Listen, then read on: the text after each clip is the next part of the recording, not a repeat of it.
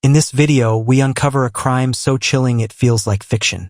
She planned everything down to the last detail, killed without hesitation, and then calmly went to get a tattoo as if nothing had happened. On a quiet Friday evening in March 2021, 33-year-old Matthew Dunmier walked out of a Cleveland bar and vanished. He told his friends he was meeting an old friend from Virginia. He never came home. By the next morning, his phone had gone silent. By nightfall, his family was desperate for answers. And when his body was found days later in the woods of Cuyahoga Valley National Park, the truth would expose a chilling web of lies, hidden messages, and a woman whose calm after the crime would leave everyone stunned. This is the haunting story of Matthew Dunmier, a man who went out for drinks with friends and never returned. It was Friday, March 5, 2021. An ordinary day that began like any other. Matthew had just finished work at a local manufacturing company in Cleveland, Ohio. He was a dedicated worker, a father of two, and a man his friends described as easygoing, always smiling, always reliable. That evening, Matthew joined a few coworkers at a bar they all loved, Tiki Underground. It was their regular spot, a place to unwind after a long week. They gathered around 5:30 p.m., chatting about their weekend plans. Some mentioned trips or family dinners, but when it was Matthew's turn, he said something that caught everyone's attention. He told them he wouldn't be around that weekend, that an old friend from Virginia was in town, and they planned to hang out. That struck people as unusual. No one had ever heard of this friend before. When they asked who she was or how they knew each other, Matthew smiled but avoided the details. He said they'd be staying at an Airbnb outside of town and might go for a walk in the park. But he never said her name, never showed a photo. For someone who was usually open about his life, it felt strange. But no one pressed him. To them, it was just a casual weekend plan. But in reality, it was the beginning of something far darker. As the night went on, Matthew's phone buzzed. He looked down, read the message quietly, and said, "My ride's here." One of his coworkers, his direct boss, offered to walk him out. Outside, the air was cool and still. They stepped into the parking lot behind the bar. And that's when the boss saw it. A small white car idling under the dim light. Behind the wheel was a woman with dark hair. Her face was hard to make out in the shadows. Matthew smiled, waved, and got into the car. The boss turned back toward the bar. And that was the last time anyone ever saw him alive. The next morning, no one worried at first. Matthew had said he'd be back by evening. But as the hours passed, his phone stayed dark. Calls went straight to voicemail. Messages remained unread. By 8 p.m., his partner, the mother of his two children, started reaching out to friends. Had anyone seen him? Did anyone know where he went? The same answer came back every time. He left the bar with a woman in a white car. No one knew who she was. No one had heard her name. That's when worry turned to fear. By 10:30 p.m., she received one final message from Matthew's phone. A short, meaningless text, no punctuation, no explanation. Then nothing. It would be the last message she ever got from him. When Matthew failed to return home the next day, his family contacted police. A missing person report was filed. Detectives started from the beginning, retracing every step of his last known movements. They went to Tiki Underground, collected surveillance footage, and interviewed everyone who'd seen him that night. Witnesses repeated the same details. The drinks, the vague story about a friend from Virginia, and the white smart car that picked him up around 8 p.m. security footage confirmed it. A white smart car leaving the bar's lot at the exact time Matthew disappeared. Investigators zoomed in, enhancing the footage frame by frame. The license plate was blurry, but the car's shape and model were unmistakable. It was a lead, the only one they had. Detectives began tracing Matthew's phone. His final signal pinged near Cuyahoga Valley National Park, a massive wooded area about 30 minutes south of Cleveland. It was a vast and quiet place filled with hiking trails, creeks, and ravines. Search teams were deployed. For days, they combed through dense brush and uneven terrain. Drones flew overhead. K-9 units swept through the undergrowth. And then, after nearly a week of searching, a hiker noticed something unusual. A foul smell near a remote section of the woods. When officers arrived, they followed the scent deep into the trees. And there, hidden under debris and leaves, they made a discovery that would break the case wide open. The body of Matthew Dunmier. The scene was disturbing. Matthew had been dead for several days. The location was remote, difficult to reach, suggesting whoever brought him there knew the park well. This was no accident. It was murder. Back at the station, detectives dove into Matthew's digital life, texts, social media, call logs. And that's when they found her, Chelsea Perkins, a woman in her mid-30s, living not far from Cleveland. Not from Virginia, not even close. The two had met online earlier that year. What began as a friendly exchange slowly turned into a secret, emotionally charged connection. Their messages revealed patterns of manipulation and obsession. Chelsea played on Matthew's emotions, feeding him attention, curiosity, and secrecy. No one in Matthew's life even knew her name. Their connection existed entirely in private messages. And when detectives checked vehicle records, their suspicion became certainty. Chelsea Perkins owned a white smart car, the same one seen picking up Matthew the night he disappeared. The mystery woman was no longer a mystery. She had a name, a car, and a dark connection to the man now lying dead in the woods. But one question remained: why? What could have driven her to lure Matthew away and kill him? And why, in the days after the murder, would she act as though nothing had happened? Because what Chelsea Perkins did next would leave investigators speechless. In the next part of the story, we uncover the twisted psychology of Chelsea Perkins, her behavior after the crime, the shocking tattoo she got just hours after the murder, and the trail of digital breadcrumbs that led investigators right to her door. The truth behind Matthew Dunmier's murder is just beginning to unfold. When detectives began piecing together the timeline of Matthew's final hours, the evidence started pointing clearly toward one person, Chelsea Perkins. Her car had been seen leaving the bar, and toll and GPS records showed that she drove straight to an Airbnb in Cleveland. When investigators contacted the property owner, he confirmed what police feared. Matthew had spent the night there with a dark-haired woman. That reservation was under the name Chelsea Perkins. Surveillance footage showed the two arriving together around 6:30 p.m. on March 5th. They appeared relaxed, like two people spending the evening together. The car stayed parked outside all night. The next morning, both of their phones were active again. GPS data traced their movements south, toward Cuyahoga Valley National Park. At 9:45 a.m., both phones pinged near the park's southern entrance. From there, you could walk right to the secluded area where Matthew's body was later found. Then, at 10:49 a.m., Matthew sent a text to his partner saying he'd be home later that night.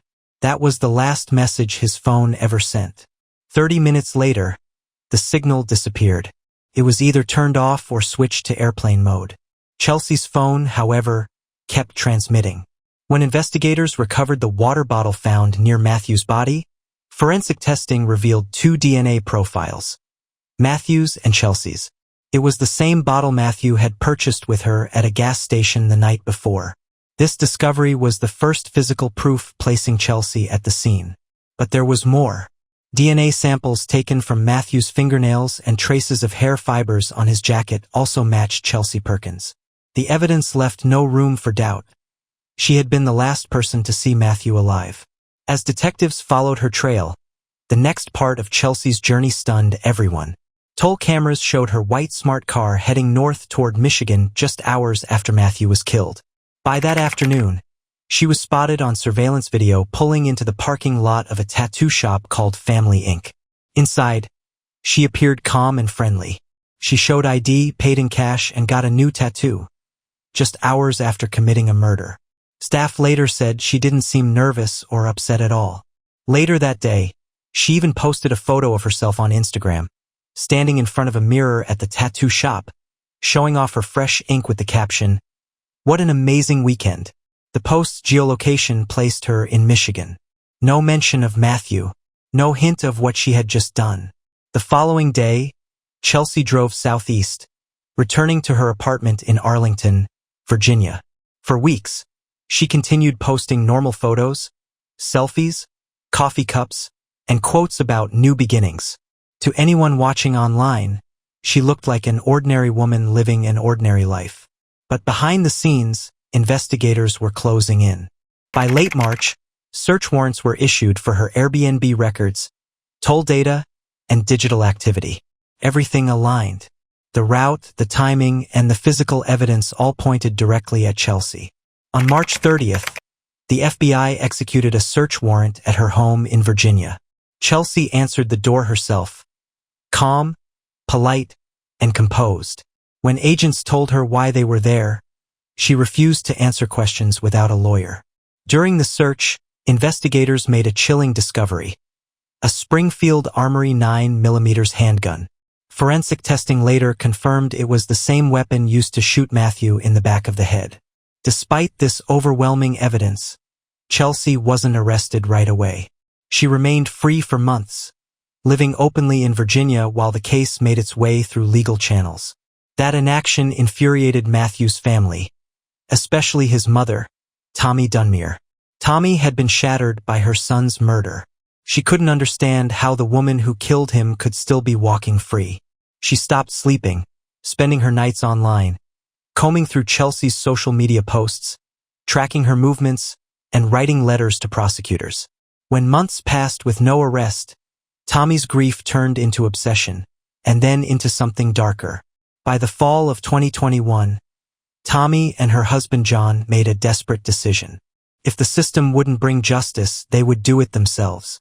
They rented a car, bought fake delivery boxes, and ordered UPS uniforms online.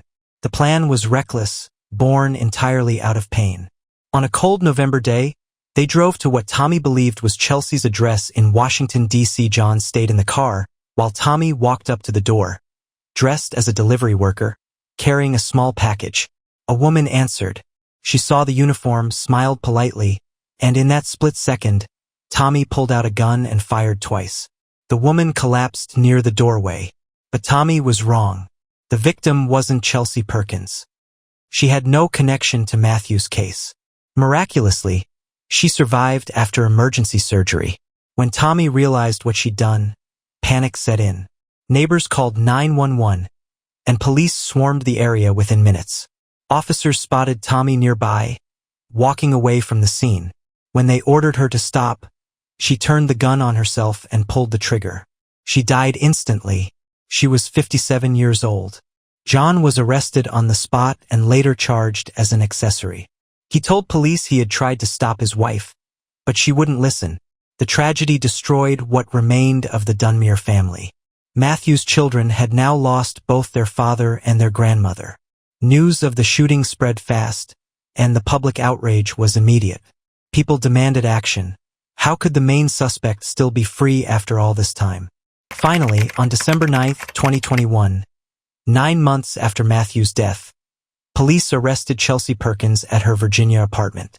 She was charged with first-degree murder. During her arrest, she remained eerily calm, offering no resistance and no emotion. Because of the strength of the evidence and the risk of flight, the court denied her bail. She would remain in custody as she awaited trial. Over the next 3 years, the legal process unfolded slowly. Chelsea's defense team claimed there wasn't enough direct proof to convict her, arguing that the case was circumstantial. But prosecutors had an overwhelming digital and forensic trail. DNA from the crime scene, matching ballistics, surveillance footage, and a timeline that connected her to every step of Matthew's disappearance. Through it all, Chelsea maintained her innocence until the spring of 2025. In May 2025, more than 4 years after the murder, Chelsea abruptly changed her plea. She admitted guilt as part of a deal that carried a sentence of 27 to 31 years. During her plea hearing, she gave a statement that stunned the courtroom. She claimed that the killing was an act of revenge, that years earlier, in 2017, Matthew had assaulted her at a party in their hometown. According to Chelsea, she filed a report at the time, but the case was dropped due to lack of evidence. When she found him again online years later, she said she reached out to confront him. She described luring him to Ohio under the pretense of rekindling their friendship. But in truth, she was planning the murder from the beginning. Investigators could confirm that a police report was filed in 2017, but noted it was closed within weeks. There was never any proof that Matthew had committed the crime she described. His family and friends flatly rejected Chelsea's story, calling it a lie meant to justify what she had done. Prosecutors chose not to challenge her version publicly, partly because the victim could no longer defend himself. In September 2025, the court delivered its final judgment. Chelsea Perkins was sentenced to 25 years in prison, with no chance of parole until the full term is served. Taking into account her pretrial detention, she will remain behind bars until at least 2050. The conviction finally brought an end to a case that had haunted two families for years, but it offered little peace. So many questions were left unanswered. Why did Chelsea really do it? Was it revenge or was it something else? Obsession, anger, control? Only she knows the truth. For Matthew's loved ones, justice came too late. His mother's tragic act showed how grief can twist even the purest love into something destructive. And for the rest of us, this case stands as a haunting reminder of how darkness can hide behind ordinary faces. A chance encounter, an online message, a secret plan. Matthew Dunmier was a devoted father, a friend, and a man whose life was stolen by someone he thought he could trust. His story reminds us that evil doesn't always come from strangers. Sometimes, it comes from the people who seem familiar. Thank you for watching. If you found this case as haunting as we did, make sure to subscribe and turn on notifications for more true crime stories from Criminology Insights.